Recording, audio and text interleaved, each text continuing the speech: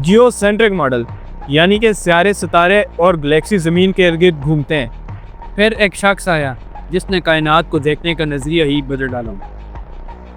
और वो शख्स था गैलीलियो गैलीलाई, जिसने कहा कि अगर तुम देख नहीं सकते तो इसका मतलब यह नहीं कि कायनात में कुछ हो नहीं रहा। मतलब कि टोलेमी के जियोसेंट्रिक मॉडल को चैलेंज किया था उसने। बिल्कुल। गैलीलियो ने जब टेलीस्कोप का रुख आसमान की तरफ मोड़ा तो उसने देखा कि जुपिटर के 4 चांद जुपिटर के गिर्द घूम रहे, ना कि अर्थ के, और ये एविडेंस काफ़ी था उसकी थ्योरी के लिए। लेकिन यार ये क्वेश्चन भी बड़ा पावरफुल था कि अगर ज़मीन मूव कर रही है तो जब हम ज़मीन से ऊपर की तरफ जंप करते हैं तो हम सेम जगह क्यों लैंड करते हैं? ज़मीन तो आगे चली जानी चाहिए। इसके जवाब गैलीलियो ने इस तरह दिया।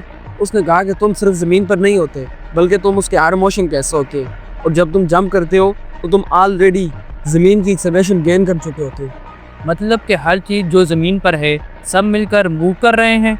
बिल्कुल।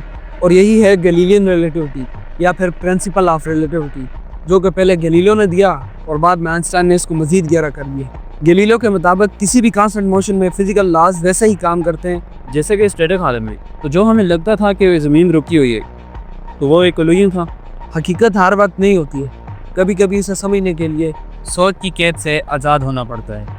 और गैलीलियो, उसने जो देखा वो बोला, लेकिन चर्च ने उसे छुपाया और उसकी आवाज़ को खामोश कर दिया। लेकिन आज पूरी दुनिया उसकी बात पर चल रही है। At the end truth doesn't ask for belief, it proves itself.